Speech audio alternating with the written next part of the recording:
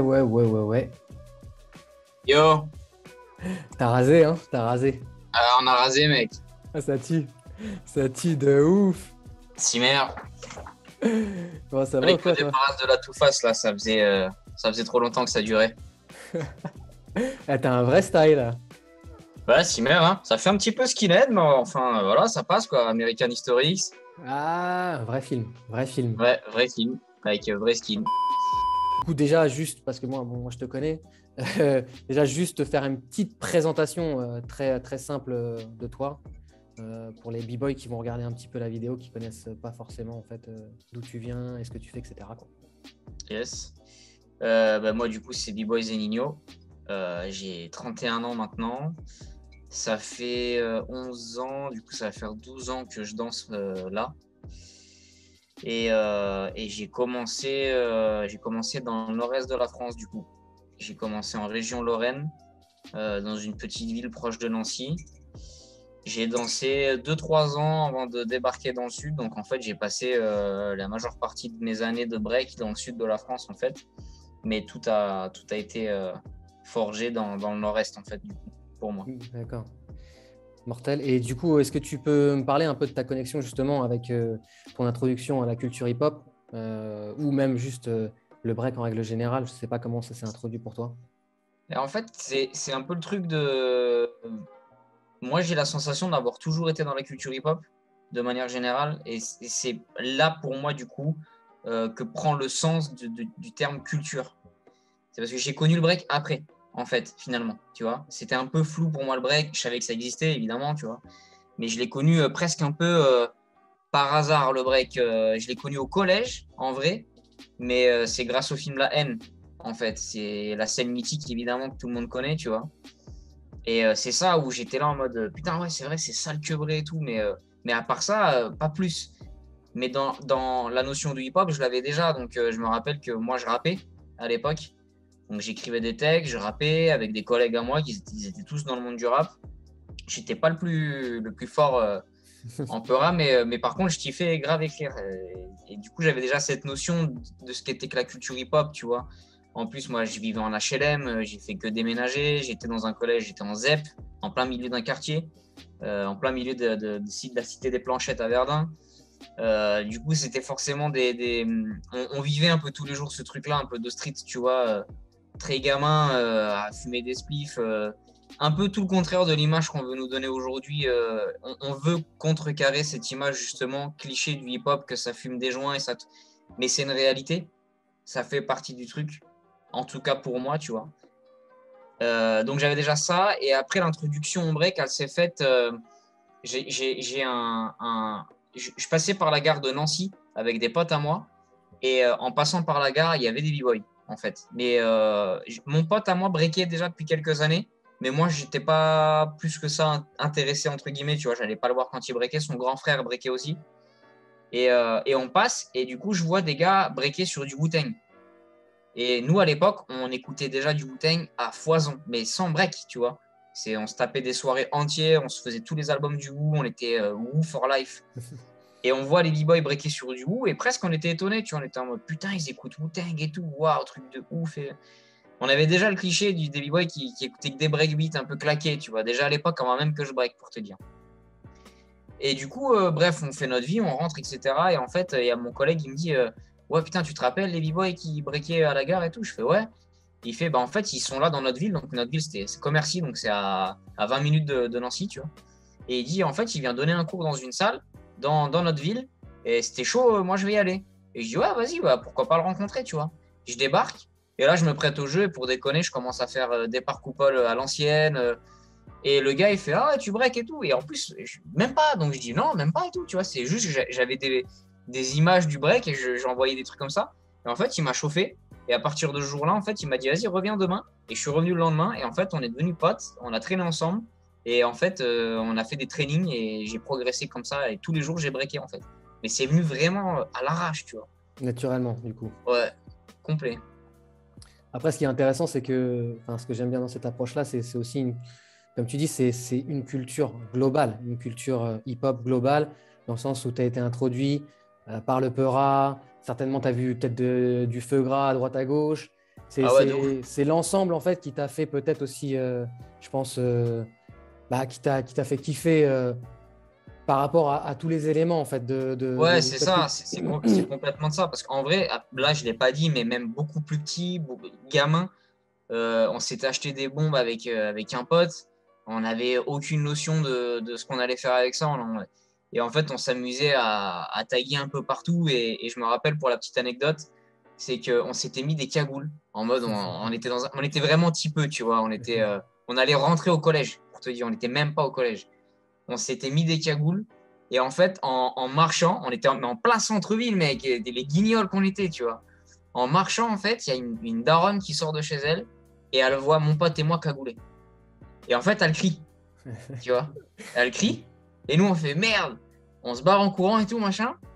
Et on est tellement parti loin, mec. Moi, j'avais un blouson. J'ai pris mon blouson, je l'ai jeté dans un buisson. Mais j'étais un gamin, je n'allais même pas pouvoir me la payer, tu vois. J'ai jeté le blouson dans un buisson. Mon collègue, pareil, on se change. On était tout petits. On revient en arrière, on fait genre comme si rien n'était. Elle avait appelé les keufs. Les keufs, ils s'arrêtent à notre niveau. Et là, ils commencent à nous dire, ouais, vous auriez pas vu deux mecs cagoulés et tout, machin. Et nous, on fait, si, ils sont partis par là-bas et tout. Tu vois. À l'ambiance. Les keufs, ils y vont, ils tracent. Nous, on se barre en courant, on est mort de rire, on est excité, on est content. On vient de faire, les keufs ont été appelés, ça y est, on se prend pour des gangsters, tu vois. On monte et en fait, mon pote, il vivait dans un bâtiment, on se met en haut de son bâtiment et en fait, on regarde comme ça et les keufs, ils avaient arrêté des jeunes en scout en bas et ils leur ont cassé les couilles de ouf et en fait, on leur a niqué le délire, tu vois. En fait, c'était nous les gars cagoulés. Bref, mais tout ça pour dire que on avait des bombes, on essayait de graffer. C'est tous ces éléments-là, c'est pour ça que je dis que, enfin, moi, si je recule en arrière dans ma life, j'ai la sensation d'avoir toujours été hip-hop, d'avoir toujours été baigné dans ça, tu vois. Mon père l'était pas, mais vu que j'ai un père qui a plus jeune, il était DJ. Et du coup, il m'a fait écouter beaucoup de sons. Alors, quand je dis beaucoup, c'est tous les styles, tu vois. On est passé du folklore portugais étant portugais. Mon père est portugais, né là-bas, toute la panoplie du blédard, tu vois. Donc, il écoutait de la musique traditionnelle portugaise jusqu'à de la pop française, américaine, anglaise, techno, reggae, tout en fait. Et du coup, j'ai entendu tous les styles et ça m'a encore plus ouvert parce que c'est très vite en fait, j'ai commencé à comprendre le délire du sampling. Tu vois, donc tout en fait, ça s'est mélangé dans ma tête. Et pour moi, je me suis senti lié dès le début à la culture hip-hop, hein, clairement, avec tous les éléments, comme tu dis, tu vois. Ouais, ça se voit de toute façon et ça se sent en général. On en parlait, toi et moi, en général, quand on voit un b-boy s'exprimer, danser, on a quand même, je pense, on a quand même facilement la lecture de son parcours. Carrément, ouais. Entre guillemets, hein, je ne veux pas non plus. Bien sûr, bien sûr. Mais en Mais, général, on a une lecture qui peut nous permettre de se dire, bon, ok, ça reflète un peu le background de chacun, hein, je pense, si je ne me trompe pas. Et du coup, je vais rebondir un peu, je vais avancer un petit peu maintenant au niveau des années. Donc, ton démarrage en Lorraine, on est bien d'accord. Et à quel moment, en fait, du coup, tu es arrivé à Montpellier pour ensuite, à quel moment aussi tu as rencontré ton premier crew? en fait, pour rentrer dans les détails, je suis venu à Montpellier un peu pareil, à l'arrache. J'étais la connexion de la bédave, en fait, la fumette à l'époque, tu vois. Et je me rappelle que ça commençait un peu à partir en couille pour moi dans le Nord avec, avec le bédo, avec tous ces gens-là et tout ça. Et je me suis fait perquise par les flics. Et ça m'a un peu. Je me suis dit, ouais, en fait, je vais pas continuer à avoir cette life-là, tu vois, je veux vraiment pas. Et il fallait que je parte, mais je savais pas où aller encore à ce moment-là. Et en fait, j'avais des connexions de gens qui étaient dans la BEDAF qui m'ont dit, bah, nous, on va aller dans le sud et tout, machin. Et à la base, c'était même pas Montpellier, c'est Saint-André-de-Sangoni. C'est un village à 40 minutes, 45 minutes peut-être même en voiture de Montpellier. D'accord. Et je les ai rejoints chez eux. J'ai cherché du travail, j'ai commencé à trouver comment dire, j'ai trouvé sur Pôle emploi en plus à l'arrache un job pour donner des cours de break dans une MJC à côté de Béziers. Ça s'est fait un peu comme ça.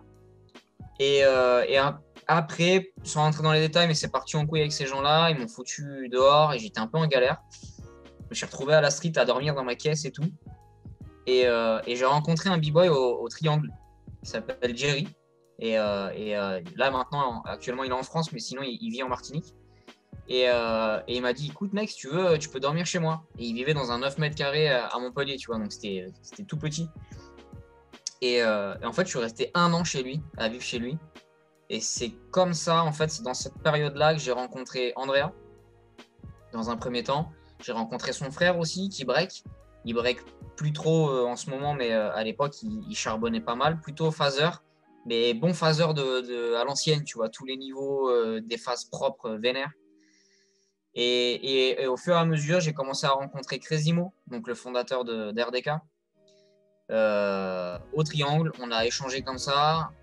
Le feeling, il est forcément bien passé. J'avais déjà une vision du break qui lui parlait à lui, et lui qui avait une vision qui me parlait à moi. J'avais pas de crew, vraiment pas du tout. Et en fait, ça a pris du temps, ça a pris des années. Je suis rentré à RDK, je suis devenu RDK 4-5 ans après, tu vois.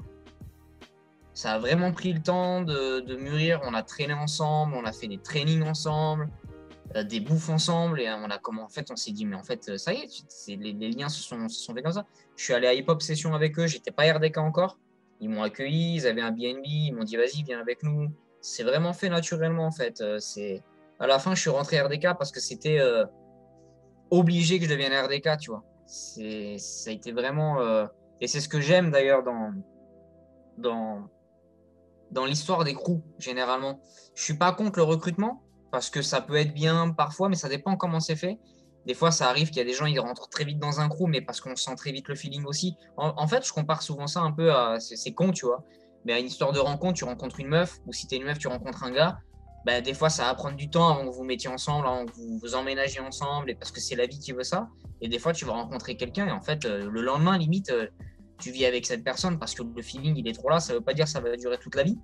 Mais il y a ce truc qui fait que, tu vois. Et nous, mon histoire avec RDK, ça s'est fait comme ça. Sur quelques années, je suis devenu RDK. Et quand je suis rentré à RDK, c'était clair comme de l'eau de roche, en fait. C'était limpide, c'était évident que j'étais RDK, en fait, tu vois. Mortel. Et du coup, on va continuer sur le sujet RDK. C'est intéressant, c'est important aussi que les gens connaissent un petit peu l'histoire des crews. Et c'est aussi une raison pour laquelle je fais des vidéos, parce que j'ai aussi envie de transmettre un peu ce côté historique aussi des crews français déjà, tu vois, je trouve ça vraiment cool. Moi, ça m'intéresse en tout cas de connaître, tu vois, parce que je connais pas tout et ça m'intéresse de toujours aller plus loin dans les recherches. Et est-ce que tu peux me dire brièvement, du coup, en quelle année RDK ça a été fondé et un peu la philosophie aussi de RDK? RDK, ça a été fondé en 2009, du coup par Crazymo. Et en fait, alors Crazymo, il en parlerait certainement mieux que moi, tu vois, mais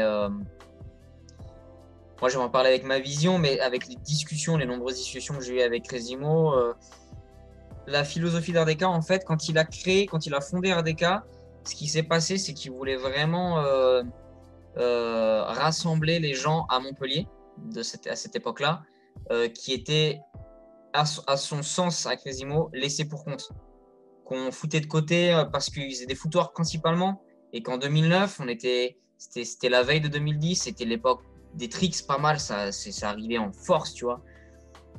Et du coup, si tu faisais pas des clash, coudes, des remontées bras, des trucs, des machins, que je respecte, mais le fait est que si tu faisais pas ça, t'étais pas considéré, on perdait la considération. Et c'était déjà vachement stigmatisé, on pointait du doigt, du style, ouais, mais eux, c'est des Zoulous, ils s'intéressent à des footwork, les footwork, on s'en branle. Et en fait, non, nous, on s'en branle pas, parce que dans les footwork, c'est comme si on... C'est pas comme si, mais c'est que il y a quelque chose de ouf dans les footwork. Moi, après, j'ai développé ça encore plus dans ma tête, dans la vision que j'ai des footwork. Tu vois, je suis pas le seul, évidemment, mais pour moi, les footwork, je l'ai toujours dit, c'est l'âme, c'est le corps du break, en fait. S'il n'y a pas de footwork, il n'y a pas de break. On ne peut pas se considérer b-boy si tu n'as pas de footwork. Ça ne veut pas dire avoir une palette de mouvements en footwork. Quand je parle de footwork, je parle surtout d'âme, d'esprit.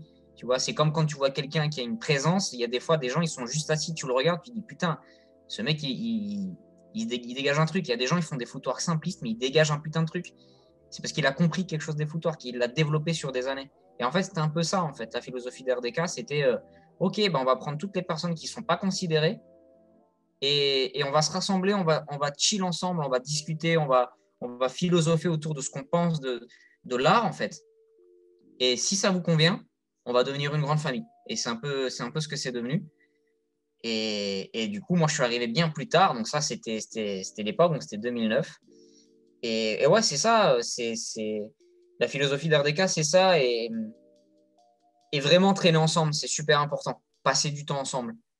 Philosopher, c'est le plus important. On parle. Ça ne veut pas dire qu'on doit toujours être d'accord. Tu vois, il y a des gens dans le crew, on n'est pas du tout d'accord. Mais on traîne ensemble et c'est important. On discute. On passe du temps à discuter de la vie. C'est philosopher sur la vie. C'est méditer sur ce qu'on fait, sur d'où ça vient et jusqu'où on peut aller avec ça. Et c'est important. C'est comme ça qu'on crée les liens. C'est pas juste ah salut, putain, il est fort lui. Ben, viens, on le prend puis on fait un battle avec lui puis comme ça on gagnera des battles. Ça se fait beaucoup comme ça malheureusement maintenant. Après, ça saute aux yeux, j'ai envie de dire, on le voit hein, quand il n'y a pas vraiment de fond, ça, on voit et ça, on peut pas tromper, on peut pas mentir en fait. Et nous, l'esprit, c'est vraiment ça, c'est on veut être un crew ça veut pas dire qu'on ne peut pas être dans d'autres crews, on n'a vraiment aucun problème avec ça, mais il faut qu'on sente qu'on est une famille et que ça vient du cœur et qu'on a passé des heures et des heures à parler et à peaufiner de ce qu'on aimait et ce qu'on n'aimait pas, quoi. C'est surtout ça, tu vois. Traîner ensemble, être dans des galères de ouf, c'est ça en fait. C'est ça qui fait l'âme d'un crew, quoi. Exactement. C'est ça, quoi. Mais c'est intéressant parce que bon, pour moi, c'est un peu la base en vrai d'aller on va dire, vraiment dans le fond, c'est-à-dire d'aller chercher loin entre chaque individu, je veux dire en interne dans son crew.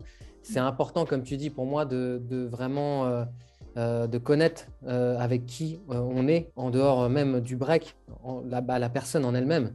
Et de connaître en fait sa vie, son histoire aussi. Et c'est aussi comme ça qu'on comprend mieux aussi sa sensibilité à travers la danse. Je pense que ça, c'est important de le prendre en compte. En tout cas, c'est cool. C'est vrai que moi, le peu d'expérience que j'ai eu avec vous, RDK, les gens que j'ai rencontrés, que ce soit Andrea, que ce soit tout le monde, hein, Crésimo et j'en passe, toutes les personnes, c'est vrai on a toujours bien rigolé. Je pense que c'est voilà, sur le point de vue humain, c'est aussi ça, Complètement. la Ouais. différence. Et ça se ressent. Et c'est pour ça, je suppose aussi à l'heure d'aujourd'hui que vous êtes toujours soudés. Je ne sais pas ce que ça dit du coup au niveau du crew à l'heure actuelle. Je pense que vous êtes toujours ensemble, non? Ouais, complètement, à fond. Après, c'est plus au niveau de l'activité, tu vois, chacun fait ses petits trucs. Là, comme tout le monde, hein, on a passé 2 années de merde avec le Covid, donc c'est la même situation dans le monde entier. On s'est moins revus. Il y a certains. Crisimo, il vit en Suisse maintenant, donc depuis plusieurs années. On se voyait assez régulièrement, fut un temps, et dès que le Covid est arrivé, ça a été compliqué de passer les frontières. Lui, il ne peut pas tant que ça venir en France. C'est compliqué pour lui aussi. Il fallait qu'il puisse travailler pour avoir des papiers en Suisse, parce que c'est pas évident d'avoir ses papiers en Suisse, tu vois, non plus. C'est tous ces trucs-là, mais on est toujours ensemble, évidemment. C'est clair que on essaye de garder un rythme, ne serait-ce que de faire des visios entre nous pour parler de la vie. Ouais, qu'est-ce que tu deviens? Ça fait quoi, frérot? Ça va, truc? Ma fille, truc? Parce que certains ont des enfants. On parle. Voilà, c'est ça en fait, tu vois. Et évidemment, on en revient toujours à parler de la danse parce que c'est l'esprit premier de ce pourquoi on s'est rencontrés. Mais ce que j'aime beaucoup dans notre crew et dans d'autres crews que j'ai finalement rencontrés par la suite, c'est que euh, passer du temps avec son crew, c'est se retrouver potentiellement pendant une semaine dans un même endroit sans danser. Aussi. C'est aussi ça. On peut se buter, mais il y a des moments où on va pas du tout danser et ça va être des moments où juste on va passer du temps ensemble, se parler de nos vies, rentrer dans la profondeur. Et là, après, quand on va redanser après, on va tout de suite voir la différence. Ça sera plus fort. Le cypher, il sera beaucoup plus fort. Parce que tu comprends presque pourquoi cette personne danse comme ça. Tu vois ce que je veux dire? C'est vraiment, ah ouais, ok, hein, hier on a passé une soirée autour d'un spliff et d'une bière à raconter nos trucs, nos vécus de quand on était gamin, de nos galères, nos moments forts, nos premières cuites, tout. Et après, quand on danse ensemble, ça y est, ça n'a plus rien à voir en fait. Et c'est ça qui est important, tu vois. Et c'est ce qu'on essaie de continuer de faire, même après des années, parce que maintenant on se connaît tous très bien, mais on continue d'avoir ce truc-là, de rentrer dans les détails des gens, l'humain, en fait, avant tout, en fait. C'est C'est la base.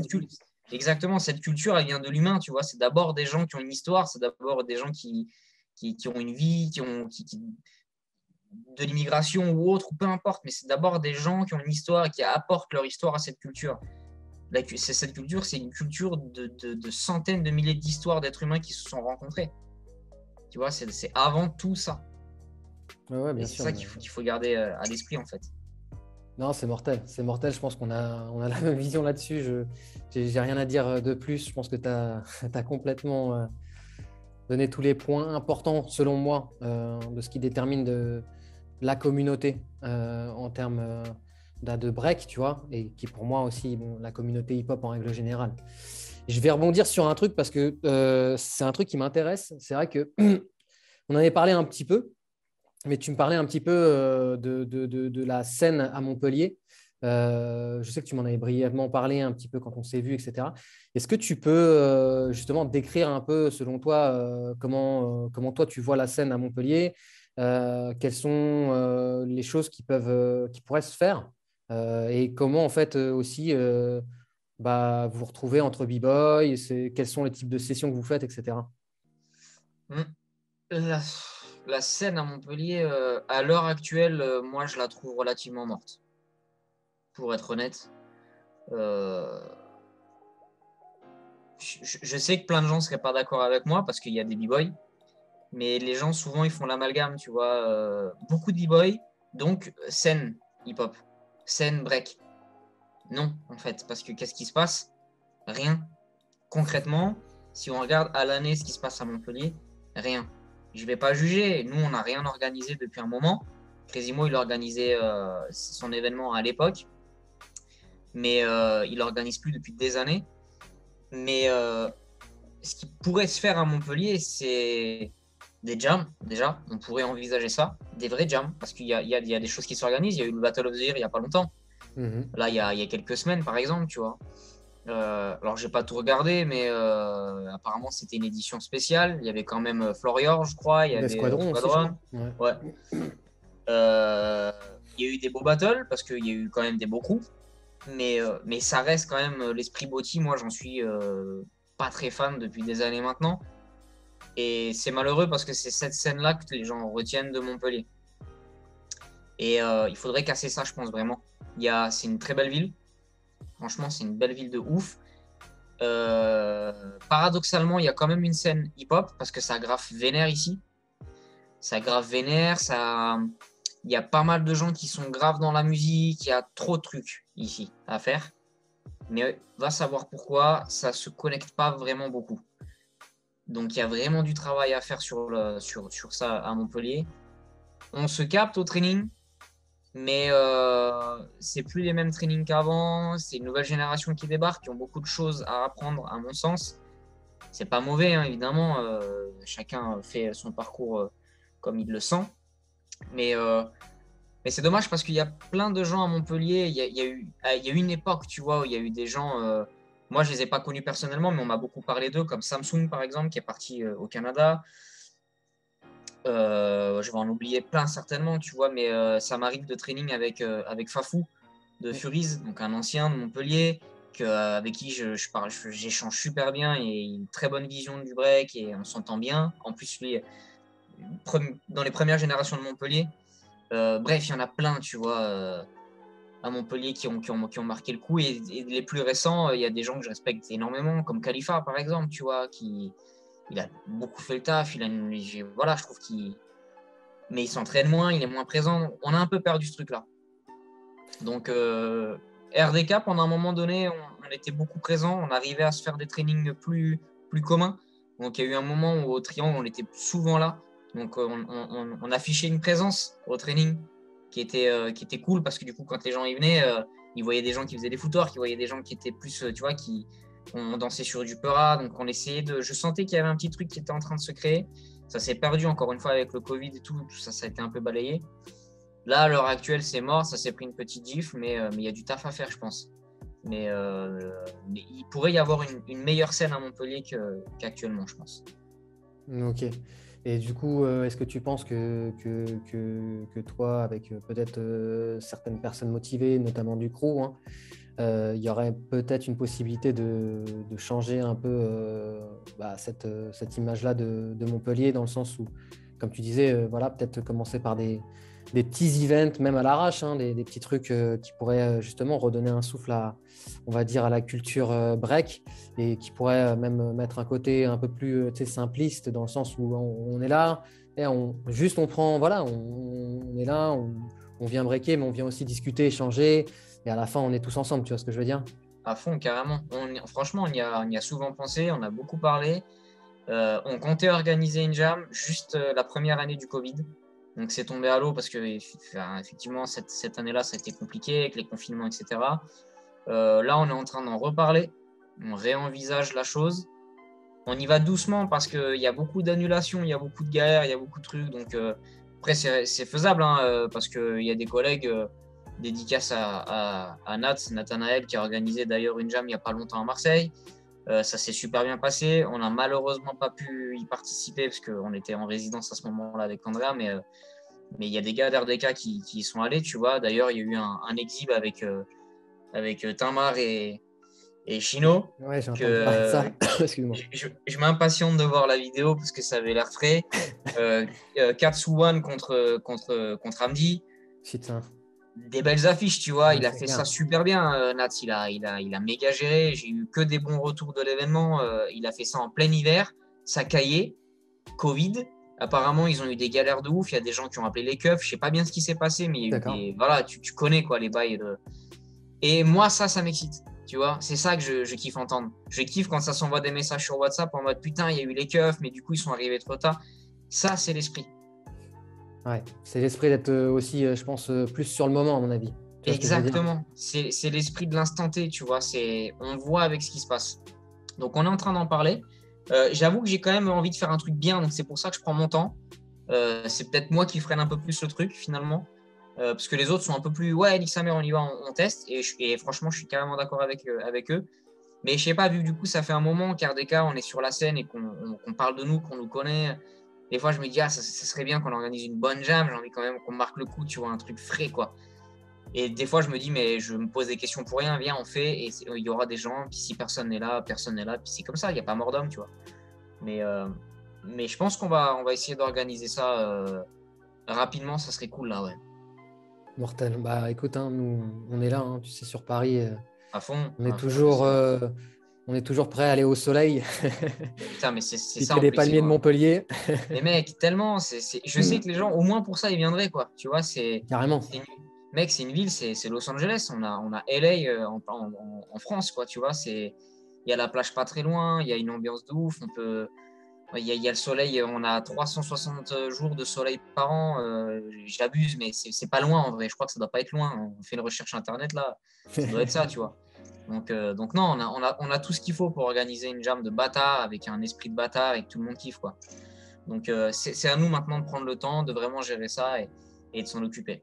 Je pense que ça pourrait déjà peut-être redonner un petit élan à Montpellier dans plus l'esprit de jam. Je ne dis pas qu'il n'y a rien qui est fait. Il y a des battles qui sont organisés. C'est juste que moi, c'est pas ma cam, tu vois. Niveau musique, niveau organisation, c'est des battles un peu MJC, j'appelle ça un peu, tu vois. Et moi, ça me fatigue. Très clairement, ça me fatigue. Donc, c'est à nous maintenant de contrecarrer ça et d'organiser une jam telle qu'on l'entend avec nos idées et ce qu'on kiffe, quoi. Tu vois. Bien sûr. Ouais, de toute façon, on le sait que dans cette culture-là, il faut être, voilà, faut faire les choses. Il faut être force de proposition, et il n'y a À que comme fond. ça aussi qu'on avance. C'est un peu aussi la politique du hip-hop, quoi. Voilà, c'est une politique d'engagement, tu vois. Donc, il faut être Complètement. engagé et il faut défendre voilà, ses valeurs, tout simplement. Mais je Ouais. pense que ça va se faire. Ça va se faire, ça va se faire. Et en tout cas, voilà, j'espère que ça se fera à Montpellier et qu'on pourra profiter de cette première session là-bas. De toute façon, vous le saurez, hein, vous serez les premiers prévenus, hein, direct. Hein, dès qu'on organise ça, on va. Voilà, après, il faudra voir avec les dispos de chacun. Je sais que c'est compliqué, évidemment, tu vois, mais à fond, carrément. Ouais. Mortel. Là, franchement, tu m'as déjà, merci, hein, tu m'as déjà bien enrichi sur tout ce qui se passe à Non, Montpellier, bon, sur avec ta plaisir. Hein. vision. Avec plaisir. J'aimerais maintenant plus parler, on va dire, de ta vision, vraiment m'intéresser plus à ta vision unique. C'est ce que j'essaie de faire maintenant quand je vais faire le tour de tous les b-boys. C'est ça aussi qui m'intéresse, c'est sur le point de vue, on va dire, de toi, ton expérience, que ce soit sur terrain, sur ta réflexion par rapport au break, comme on disait que c'est aussi philosophique de ouf. J'aimerais que tu me parles un petit peu de manière générale de ta vision du break. C'est large. Ouais, c'est large. Ouais. C'est pour ça que je te laisse vraiment être ouvert sur cette question-là. C'est une question ouverte. Hein. Ma vision du break, c'est... Honnêtement, en ce moment, elle est compliquée. Elle est compliquée parce que je suis vachement dur avec ça, tu vois, mais on est en train de se perdre en ce moment, j'ai l'impression, avec toutes ces histoires de compétition, de compétitivité entre les uns et les autres. C'est l'ordre du jour, on est en plein dedans, les JO qui débarquent, en plus ça se passe en France, il y a tout ce truc-là. Et j'ai la sensation que ça fout vraiment un sale coup au break en ce moment. Alors je sais qu'il y en a plein qui sont vraiment en mode ah, c'est une opportunité, ces trucs c'est magique, on parle de nous, c'est génial, c'est ok, moi j'aimerais avoir cette positivité-là aussi. J'ai beau m'efforcer, je l'ai pas. J'arrive pas à l'avoir, tu vois. Il y a toujours des choses positives même dans le négatif, c'est clair. Mais si on parle break pur, et du coup, si je dois penser à ma vision telle que je la vois du break en ce moment, elle est vraiment pas glorieuse et ça m'attriste un peu. Il y a ce truc de, je suis pas dans le délire de c'était mieux avant, mais je suis dans le délire de, il y a quand même un truc qui s'est perdu par rapport à avant. C'est un constat, tu vois. Pas chez tout le monde, évidemment, heureusement. D'ailleurs, c'est pour ça qu'on se parle aujourd'hui et qu'on se voit en dehors de ça. Et quand on se parle, on a la même vision. On est plein en France à avoir cette vision-là. Malheureusement, pas assez en lumière, je trouve, ou pas assez respecté, peut-être, je sais pas trop, tu vois. Mais il y a vraiment ce truc de... Je suis pas d'accord, en fait, de tout le temps parler d'évolution ou de vivre avec son temps ou de se dire que les JO débarquent, bah, c'est cool, c'est le moment de parler du break et que on voit ce que ça donne. Aujourd'hui, j'entends parler du break tout le temps. Dans la street, ça y est, c'est dans le... tout le monde connaît le hip-hop et... Un exemple, pas plus tard qu'hier, tu vois, on fait une date avec Andrea sur scène et du coup, c'est un spectacle. Du coup, on break un peu évidemment, mais il y a de l'interprétation, il y a du jeu, on est semi-contemporain, etc. Moi, ça me parle. Il y a des gens qui viennent voir le spectacle et qui ressortent du spectacle et nous disent ah bravo, on a adoré et tout. Et même le hip-hop, hein, c'était vraiment bien. Même le hip-hop, c'était vraiment bien. Là, c'était dansé. Et je me suis dit, putain, waouh, c'est le retour que j'ai, c'est là, tel qu'on l'a vu là, c'était de l'art. Elle me l'a dit elle-même après. Hein. Elle me l'a dit, ça change de ce qu'on a la tendance de voir, les choses impressionnantes. Et c'est ça, en fait, du coup, l'image qu'on est en train de dégager à l'heure actuelle. Tu vois, c'est ça l'opportunité qui parlait de dire, on va se faire connaître du grand public. Moi, je pense que se faire connaître de tout le monde, c'est se faire connaître de n'importe qui aussi. Il est là le danger. Et c'est là où, dès le début, j'ai eu la réticence quand on m'a dit mais t'imagines même pas, quand ça va être au JO, tout le monde va parler du break. Ouais, évidemment, c'est un fantasme peut-être des anciens, tu vois, dans les années 70, 80, qui pour eux, c'était encore plus dur. Mais nous, on ne vit pas vraiment cette époque. C'est quand même plus facile à notre époque. Nous, on a connu le changement, on est la génération où on a connu quand même le break semi-underground qui passe à la lumière du grand jour où maintenant tu marches dans la rue puis tu as une affiche de 80 mètres de Gilou qui fait un freeze pour faire la publicité de Nike. C'est bien, c'est mal, c'est pas à moi d'en juger. Simplement, on en arrive à là maintenant, tu vois. Il y a plein de gens, ils vont y trouver des choses positives. Moi, je me dis, je vois pas une big girl là, je vois une meuf qui fait du break qui devient un produit de consommation. Et je me dis à quel moment on est passé de l'étape de contre-culture. Donc dans contre-culture, il y a quand même culture. Donc ça veut dire qu'on va pas s'inventer une vie. Le hip-hop, c'est pas non plus anti-système, en dehors du système. Il faut qu'on soit dans le système pour parler de ce qui ne va pas dans le système. Et nous, en tant que b-boy, je trouve, notre mission première, c'est b-boy ou b-girl, évidemment, tu vois, c'est de protéger en fait les éléments de la culture. C'est un peu comme si on était les gardiens, tu vois. Parce que ce qu'on appelle hip-hop, évidemment, il y a tous les éléments, mais ce qui m'a toujours marqué, c'est quand même le break. Et on est quand même un symbole lourd dans la culture hip-hop. Les gens s'arrêtent sur le rap, par exemple, mais parce que le rap, c'est devenu des rockstars. Aujourd'hui, en étant rappeur, tu peux être connu du monde entier. Regarde Booba, il a une villa à Miami. On n'aura jamais ça en tant que b-boy.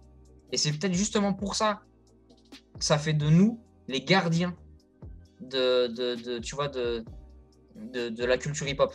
Parce qu'on ne pourra jamais vraiment atteindre ce côté-là. Et c'est ce qu'on nous propose avec les JO. Parce que c'est ce que ça va créer. On va devenir des personnalités publiques. Les gens qui vont aller aux JO, notamment en France, mais même à l'étranger, mais pour rester en France, les gens qui vont aller aux JO, les b-boys, b-girls qui vont être sélectionnés, ça commence déjà, mais tu vas les voir passer sur des plateaux télé.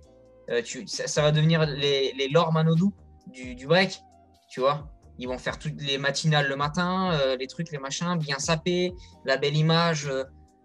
Et nous, derrière ça, on n'existera déjà même plus. Ça va déjà. Tu vois ce que je veux dire? Et du coup, l'image que j'ai du break actuel, elle est comme ça, puisqu'on voit que ça. Et c'est vrai que c'est dur. Et en même temps, je me dis, on ne peut pas changer les choses. C'est la vie, c'est comme ça. Moi, le break, pour moi, ça ne changera jamais, en fait. Tel qu'il était dans les années 80-90, pour moi, il n'a pas de raison de changer, il n'a pas de raison d'évoluer. Oui, ça progresse et on voit des moves de plus en plus fous. Même le flow, il évolue. Tu vois, aujourd'hui, on n'a pas le même flow qu'on avait dans les années 90 et je trouve ça magnifique. Mais il ne faut pas qu'on aille plus loin, il ne faut pas qu'on soit trop gourmand, je pense. C'est déjà un truc de ouf. On ne se rend pas compte du potentiel qu'on a de l'individualité qu'on a déjà dans chacun. Tu vois, quand une personne break, ça sera toujours unique. Même si demain, on se retrouve dans une communauté de footworkers, qu'on est 100 à faire que des footwork, on ne peut pas se ressembler. Toi, tu vas venir avec tes footwork à toi, de ta personnalité, de ton vécu. Moi, j'aurai les miens. Ils seront complètement différents. C'est pas possible que tu vois la même chose. Si tu vois la même chose, c'est que tu n'as pas compris encore le truc, tu vois. C'est comme quand tu es un enfant, en fait. Quand tu peux lire plein de livres, mais si tu comprendras rien en débutant quand tu n'expliques pas, en fait. Il y a un fond, il y a quelque chose. Là, c'est pareil, tu vois. Et pour moi, le break, il n'a pas lieu de changer. Il devrait rester toujours pareil. Il suivra son temps avec une évolution naturelle. Mais pour moi, c'est pas naturel que de forcer les choses et de proposer des trucs de JO, de toutes ces choses-là. Après, là, je suis rentré dans les bails de JO. Mais du coup, ça me donne la vision du break actuelle. Je suis plutôt pessimiste en ce moment sur la vision du break, pour être honnête. Après, c'est moi, je peux me tromper, j'espère me tromper. Peut-être que ça changera, peut-être que ça redeviendra mieux, j'en sais rien, tu vois. Mais de toute façon, j'ai la sensation que c'est cyclique. L'être humain, il est cyclique. L'univers autour de nous fonctionne par cycle, en fait. Et il y a des gens qui changeront jamais, tu vois. Il y a des gens qui suivent la mode, il y a des gens qui l'ont créé, il y a des gens qui bougeront jamais de ça, tu vois. Ceux qui portent des baggy et qui l'ont porté par conviction, ils en portent encore aujourd'hui. Tu portais des baggy quand tu avais 15 ans, tu en porteras quand tu en auras 30 et 40. Si tu n'as pas envie de changer, il n'y a pas de raison de changer. Tu vois ce que je veux dire? C'est un peu ça, en fait. Pour moi, le break, il n'a pas d'âge.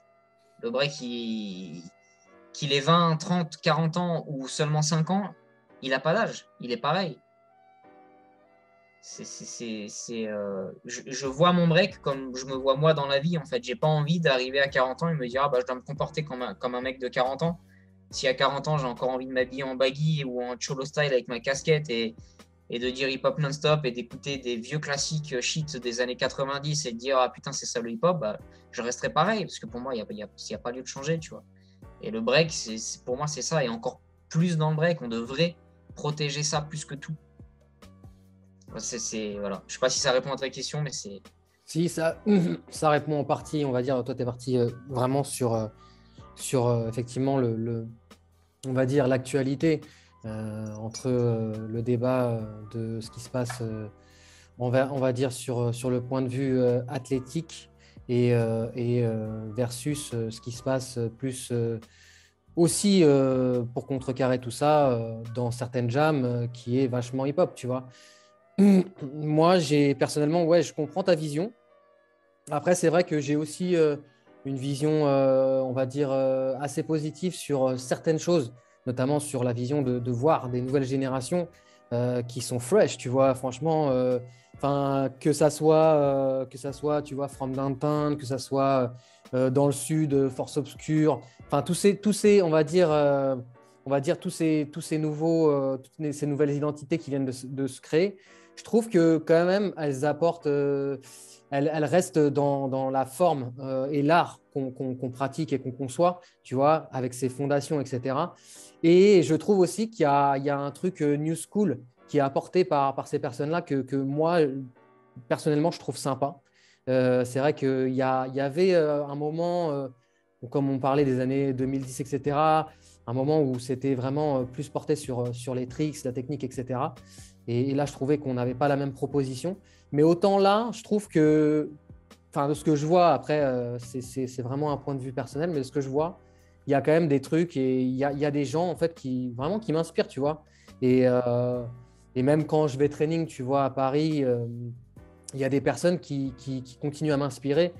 Après, c'est sûr que, ouais, je suis d'accord avec toi, il y aura toujours, en fait, comme on le dit, un peu dans ce que je disais la dernière fois, on en discutait avec Fado d'ailleurs, mais si on prend la culture skate, ça a été aussi ça, tu vois ce que je veux dire. Il y a eu une époque où, bah, en fait, c'est sorti de la street, ça c'est, on va dire, voilà, ça a été beaucoup plus athlétique, etc. Et ça s'est formaté sur des choses. C'est sûr, ça je l'entends et c'est vrai qu'on verra ce qui va en être de tout ça. Mais comme tu dis, après, je pense que tant qu'il y aura aussi des personnes qui seront là pour défendre l'art du break, la culture hip-hop, je pense que pour moi, en fait, on sera encore là, tu vois. Il n'y aura pas vraiment, tu vois, finalement, il y a… En fait, moi, j'ai pas de crainte dans le sens où je me dis, bah, il y aura toujours effectivement des personnes qui essaieront de partir dans des trucs sans fondation et dans des trucs un peu voilà, qui sortent de ce qu'est vraiment le break. Mais d'un côté, je pense qu'il y aura toujours des gens comme nous qui défendront aussi cet art-là. Et c'est sûr qu'après, bon, ça peut se comprendre parce qu'effectivement, c'est médiatisé, ça peut rendre fou aussi d'un côté, puisque tu vois ça tous les jours.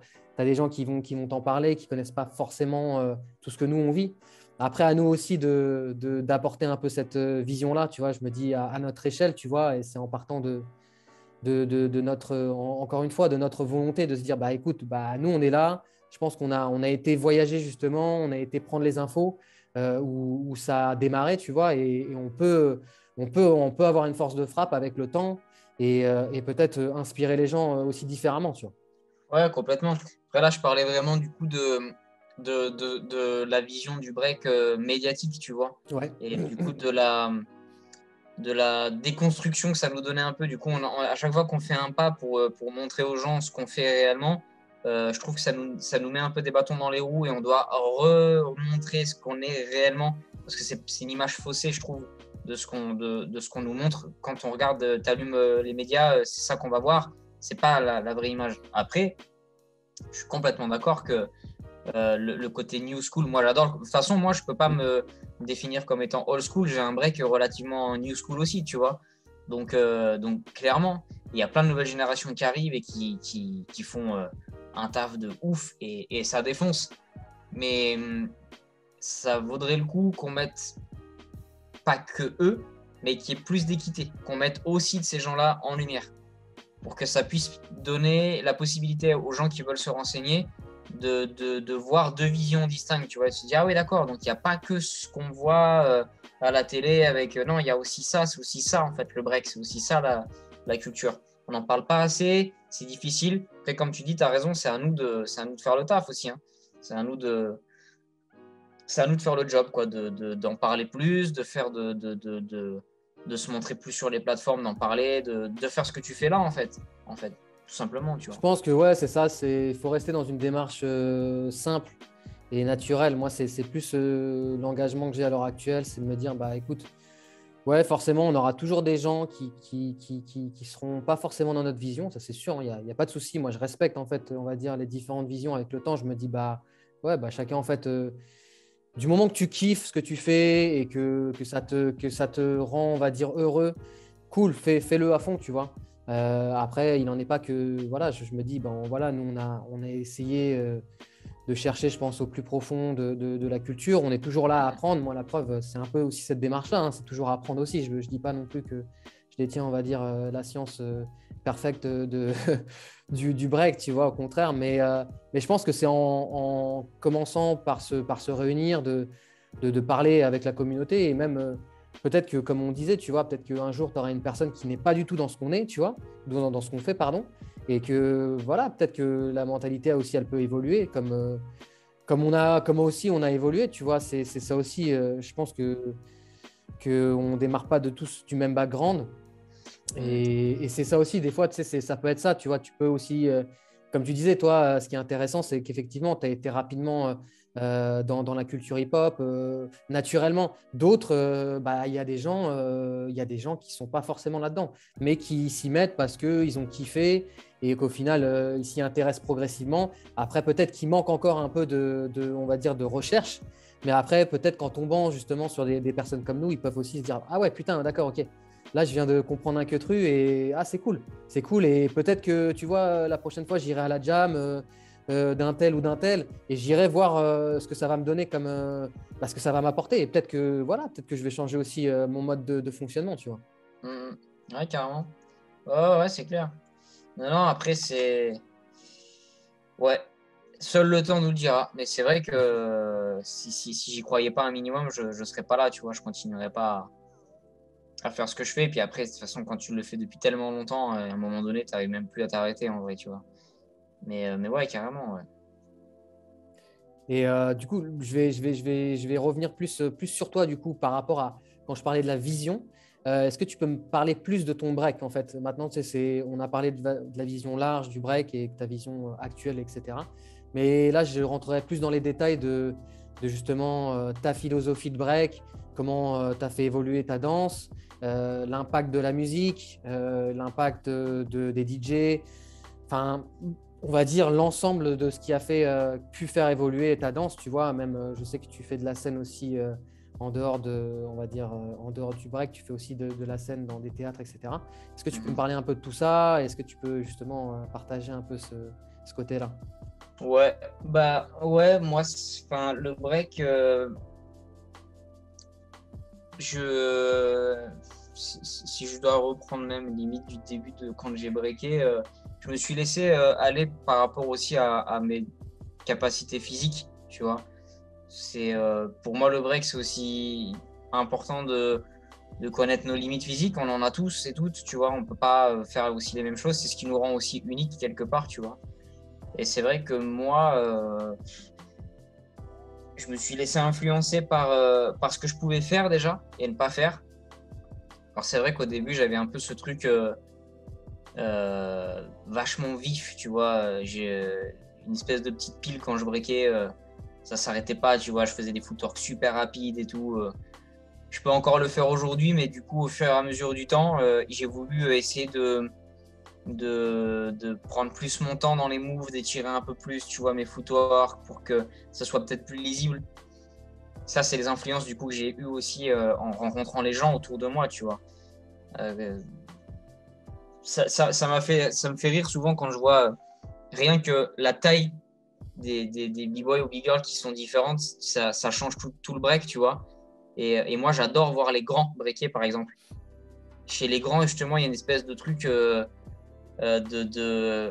tu sens le mouvement venir, tu vois, de loin. Et moi, j'adore ça. Même dans les footwork, genre les fouetter en footwork avant de partir dans des trucs, avant de partir, je sais pas, moi, si tu fais une transition footwork power move, par exemple, chez les grands, je trouve que tu as le temps de le voir venir et ça défonce. Et du coup, je me suis dit, il y a des moments au training, je me disais, vas-y, je vais essayer de breaker comme si j'étais grand, par exemple. Tu vois.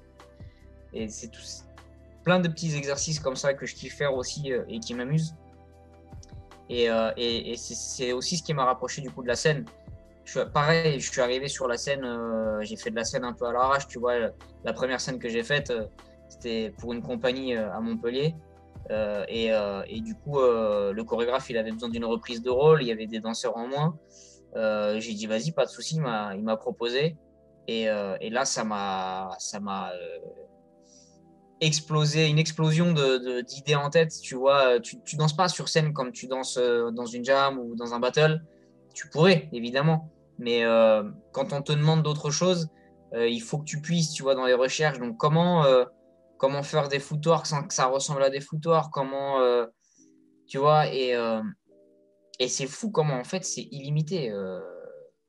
La recherche la recherche de step, de move, la- conscientiser ton corps, tu vois, quand tu fais un footwork, qu'est-ce que tu ressens jusqu'à à poser tes mains au sol.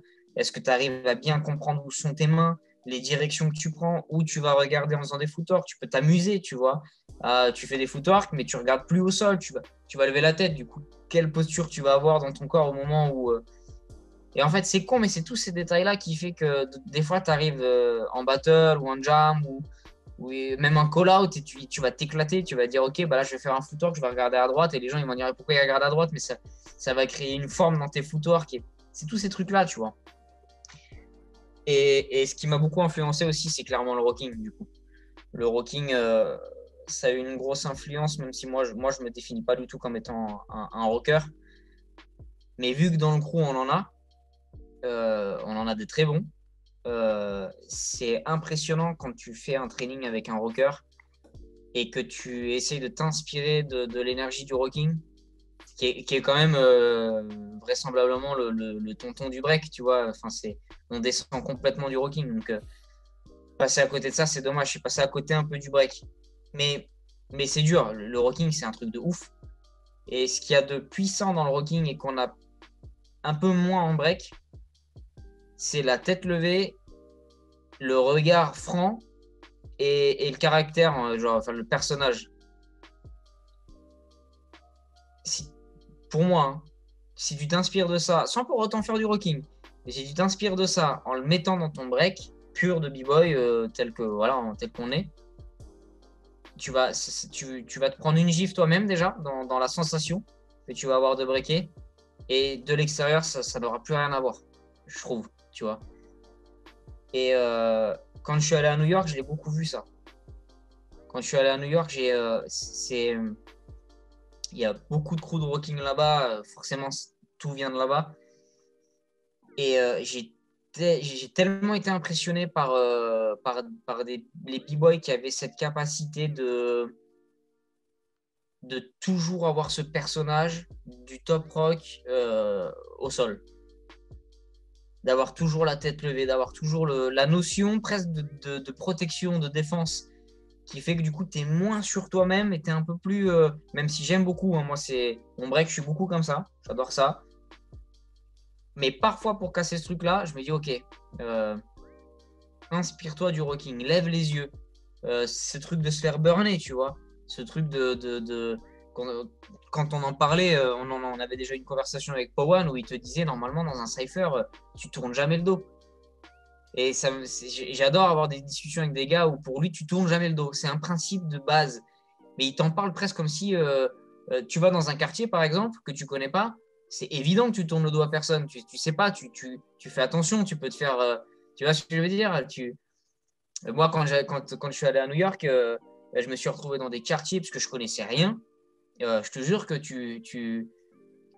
t'es vif, quoi. Tu vois, tu regardes à droite, tu regardes à gauche, tu dis on sait jamais ce qui peut arriver. Si jamais il y a un truc qui arrive, faut que je puisse me défendre ou courir.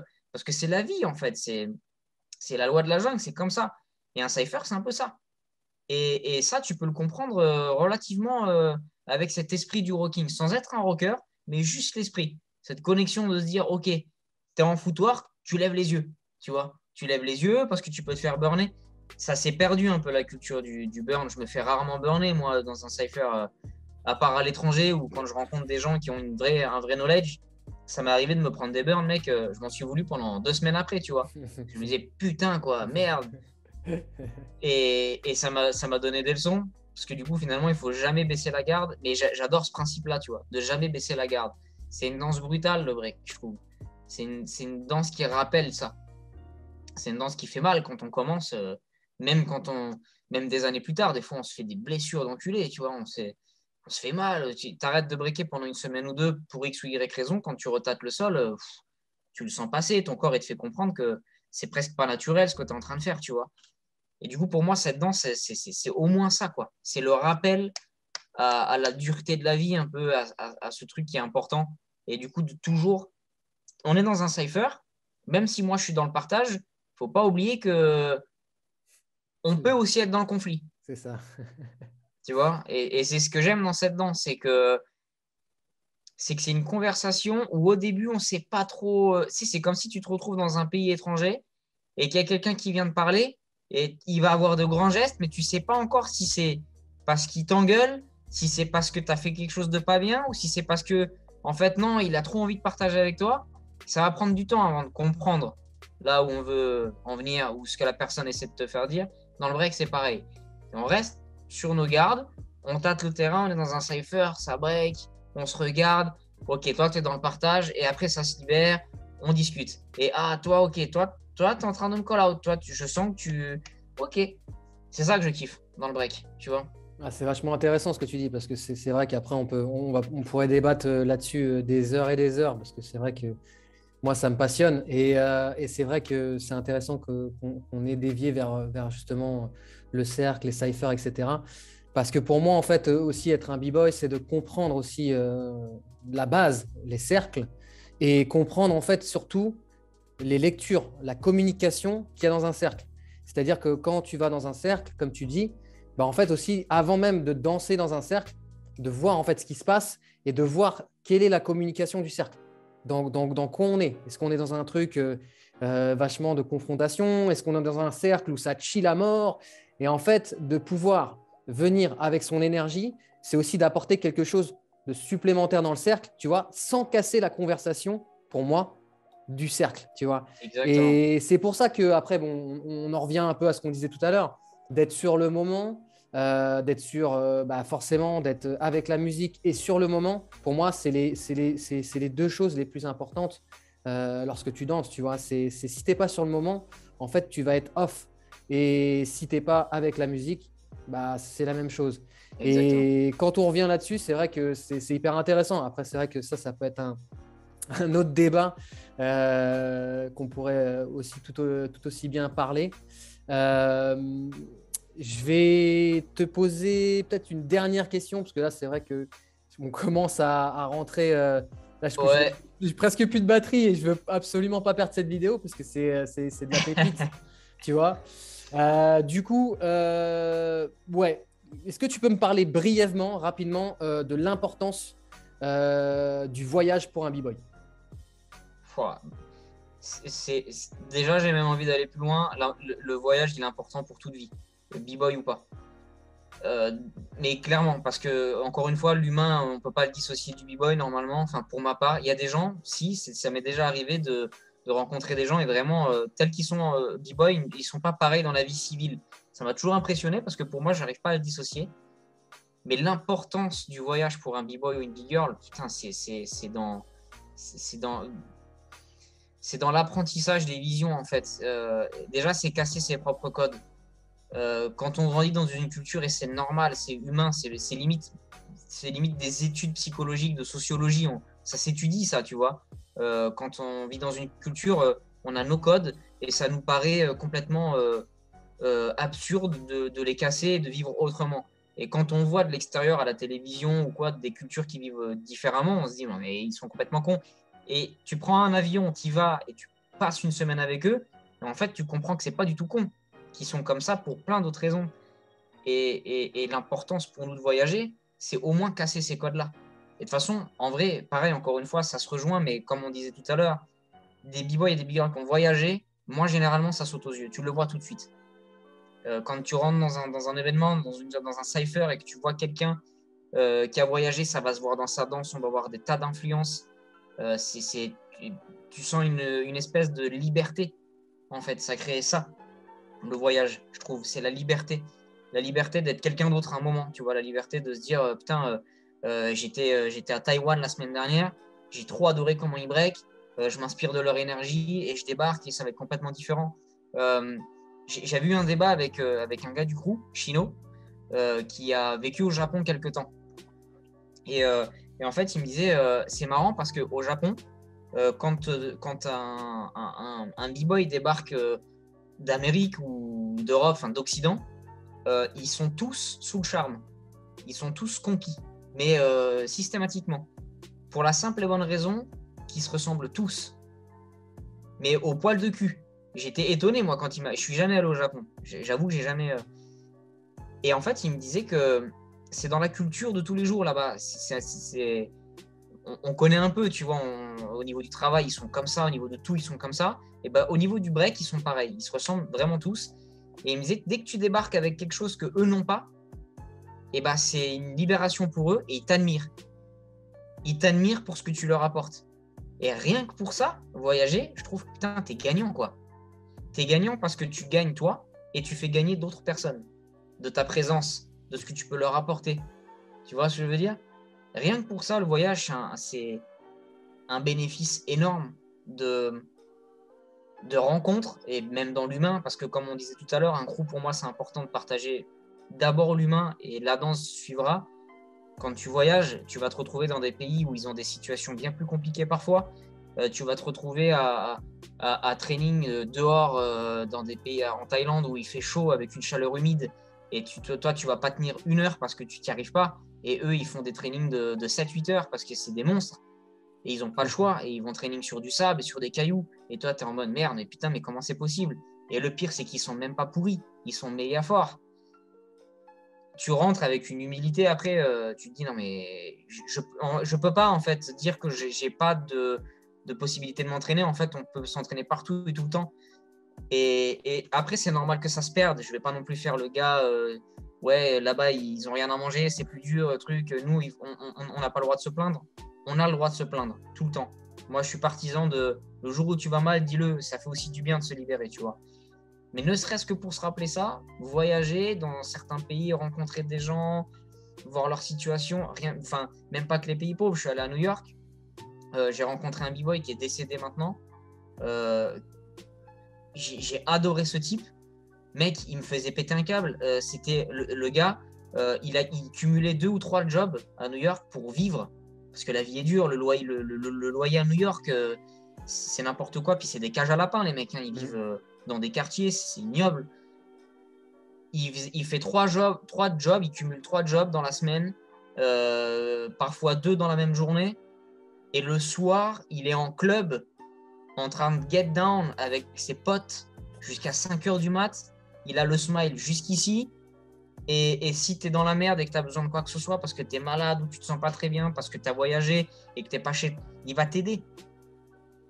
Il va t'aider. J'ai rarement rencontré aussi de gens avec autant de cœur sur la main qu'à New York. Et pourtant, c'était que des gens... moi, j'ai allé pour le hip-hop, donc j'ai rencontré des gens issus du hip-hop. Et là-bas, le hip-hop, il a tout son sens. C'est des gens qui galèrent, vraiment. Ils ont des revenus minables, ils galèrent et ils sont là pour t'aider. Et je suis revenu de New York, ça m'a changé, tu vois.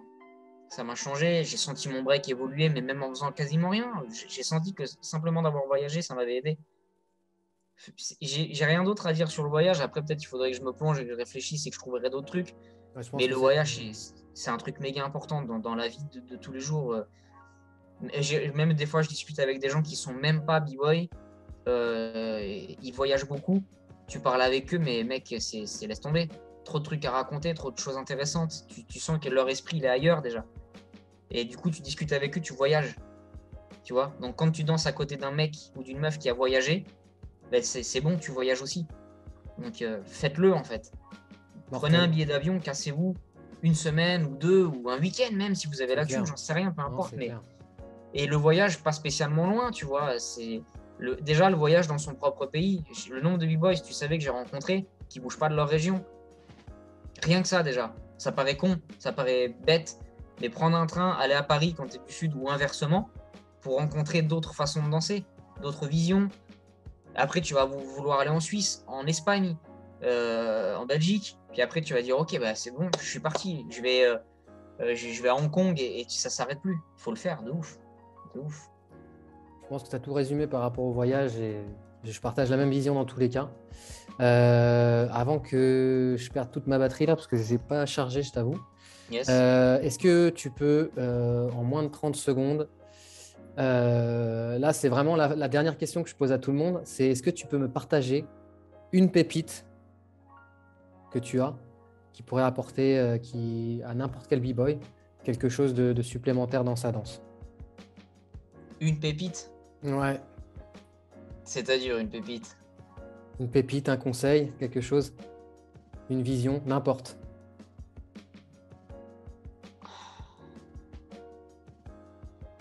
Moi, comment moi je fais les choses, observer le monde animal, ça paraît con, mais ils ne sont régis que par les lois de la nature. C'est-à-dire qu'ils ne se parasitent jamais l'esprit avec le regard des autres. Et je pense qu'en tant que b-boy et b-girl, on a besoin de ça. Parce qu'on reste des êtres humains et c'est normal, on est toujours... le regard qui se pose sur nous, ça peut être un poids. Parfois, tu vois, c'est compliqué. Il faut se libérer de ça.